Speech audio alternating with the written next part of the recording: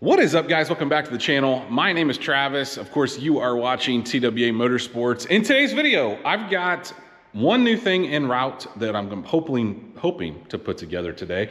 But I will tell you guys, I'm pretty excited about the last video. We got the Trans Am running. We have a motor setting in the 55. Now, while it's not the motor that's going to go in it, we at least have it setting in there, right?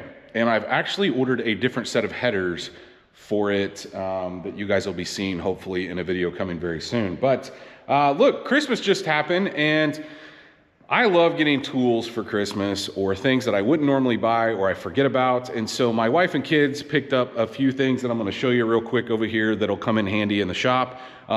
One of the things, actually two of them I already have, but one of them is broken. But anyway, let's go take a look at those, and then we'll go show you what I'm thinking I'm going to put or assemble today. So look, I have wanted a battery powered heat gun for a while now, and I just never would buy myself one. So DeWalt battery powered heat gun, we'll get into some spaces where you're like under a dash and you're trying to do some heat shrink or whatnot. In areas where you don't just have to drag like the hose, or not the hose reel, I guess, but the I've got a reel for power up there, trying to drag it all over the shop or get an extension cord to use the one that I have before. Now, the one I had before works great. It's actually my grandpa's, so I'll keep it around for probably ever. But he used to do model planes, and so it's a smaller version, but it works really well, and I have no complaints other than dragging a cord around. So I wanted one of those for situations where I can just grab it and go heat something up real quick, not have to unreel a bunch of wires all over the shop. The other thing my wife got me and kids got me are, I told her I wanted a soldering iron or a soldering gun. I have a soldering gun that I've used for a long time. Cheapy, bought it at a local parts store. That Weller right there seems to have pretty good reviews. She actually bought me not only the soldering gun, but a soldering iron as well. My gun has got a short in it, so it's on and off. And so I wanted something, I actually wanted an iron more because it seemed like I'm doing more stuff that requires a soldering iron. She did buy me that as well, but it's a Craftsman and it's battery powered. And guys, look, I use DeWalt and I use Milwaukee. So in my opinion, I just didn't want to buy another set of batteries and charging banks and whatnot. I just want to keep it pretty simple. So I'm going to actually return that and get one that's you can plug in, because most of the time on the soldering iron, I'll be using it like on the bench or on a table or something. So I don't necessarily need it to be mobile. The soldering gun works pretty handy on certain stuff too. So it's really one of those things where you need both of. I don't have a soldering iron, just have that broken gun that has the short in it. They bought me a Milwaukee lit, well, it's a tape measure, but it has a light on it, and that will come in on house projects pretty handy. Maybe she's trying to tell me something, I don't know. Anyway, those are the few things that I got for Christmas. Guys, I'm really hard to buy for. Somebody asked me, what do you want? Most of the time, when I need something, I try to buy it within reason. And then if I don't buy it, it's probably not reasonably priced, and nobody's gonna wanna pick that up for me for Christmas. So that's kind of how that goes around here.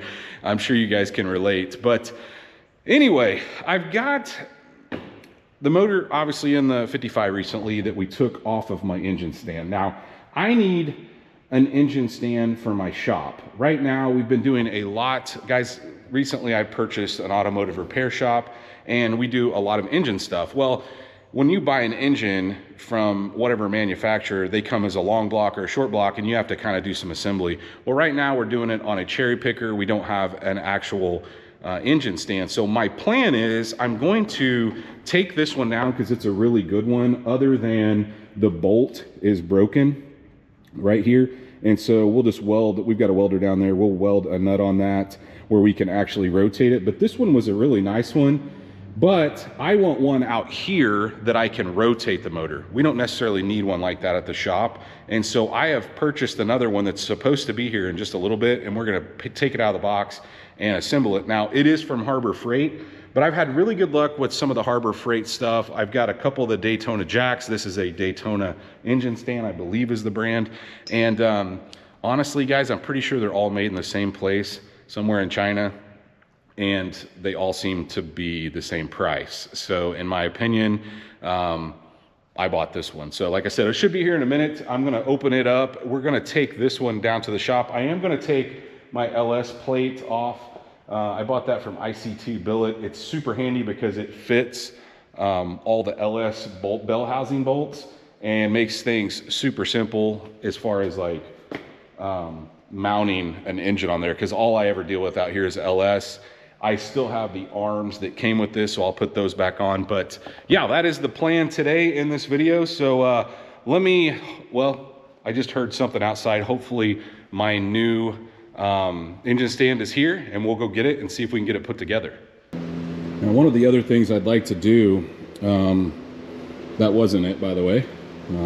Hopefully it's going to be here the next couple minutes.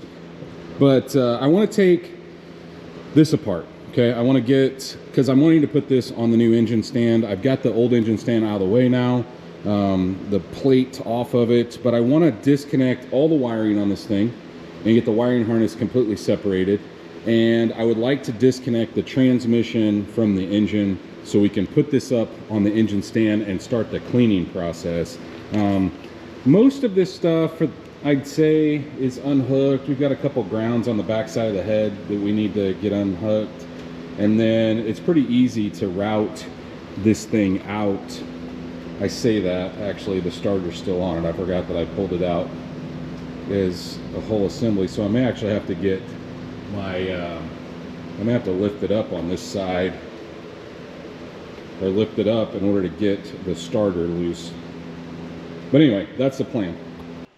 Well, I didn't have that much work, just a couple plugs, couple grounds, and was able to get it and the actual harness for the battery off as well. So I've got that separated. The downside is I am definitely going to have to put my pickup piece here. I mean, I could probably do the chain like I originally unloaded this, but I can't get to the bell housing bolts because of the way it's setting. So I guess that is our next step, is to try to separate. Normally I would separate the transmission from the bell housing, which I still might do it that way, just a 8 13mm bolts. Since we've got the piece cut here for the clutch, we don't have to worry about disassembling that. But I may, just to make things a little easier to manage, go ahead and take the 8 13mm out around the actual transmission to the bell housing. As you can see, got the transmission off, and it's got some sort of aftermarket clutch in it. That is not stock. I don't know if it's like an LS7 clutch or something, but now that we got that loose, I'm gonna go ahead and see if we can knock off the I guess the bell housing next, and we'll just kind of set this over to the side until we either decide to sell it or use it on something. Look what showed up. I drove it down here because, well, honestly guys, it's heavy and I didn't want to carry it.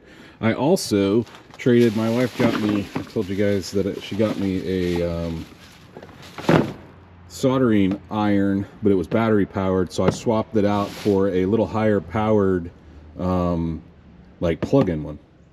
So got that at Lowe's. Anyway, I think this is going to take two hands. Let's get this thing out of here. Well, some assembly required, I guess.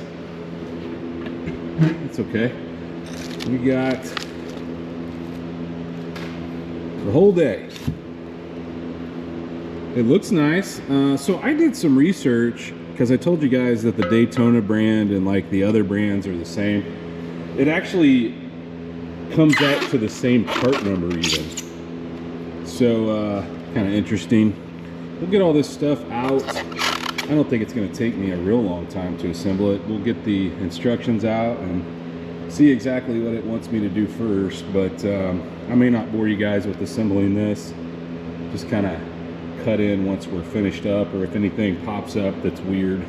Well, kind of like anything else, the instructions aren't great. I will tell you guys, the locking wheels go in the back, and then on the legs, so see we got two more, the non-locking ones go in the middle, and they have recessed bolts. It doesn't really explain it that well in my opinion, but that's how it works. Other than that, everything seems to be going well as far as setting it up.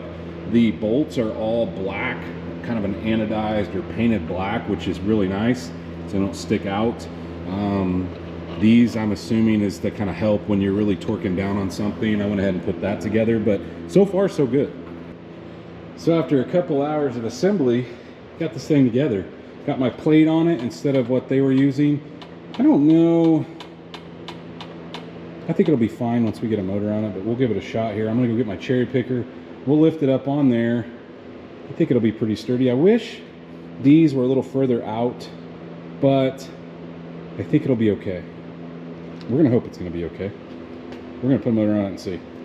It is holding it. We're making a huge mess, but it's holding it. You can see all the coolant that came out of this thing.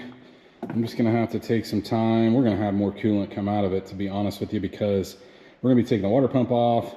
And so I'm not necessarily sure if I want to even try to clean this up right now. I think I'll probably just leave it until we get to the point where we're ready to take some stuff off this thing. But got a really good start here. Got a new tool. The only complaint, okay, I got one complaint, and this was on the website too. My cherry picker is kind of in an odd area where you have to kind of straddle this. So you kind of put one leg of your cherry picker in here and the other one on the outside. It's a little harder to mount than the last one. And the reason why I say that is because the last one, I could take this whole plate off with a little bolt back here. I could go ahead and mount it to the motor, and then I could just basically lift this thing up and slide it into the opening. I don't have that option here, so it makes it a little bit harder, but I think I'll live with it because I'm gonna have the ability to crank this thing over and not just guess where it's at. The old one, man, if you'd start getting it rolling and the motor was heavy at all, it'd just flip over. And this gives you the ability to crank it. So I'll loosen it up and show you. You can see what I'm talking about. It has, I don't wanna roll it all the way over, but you get the idea.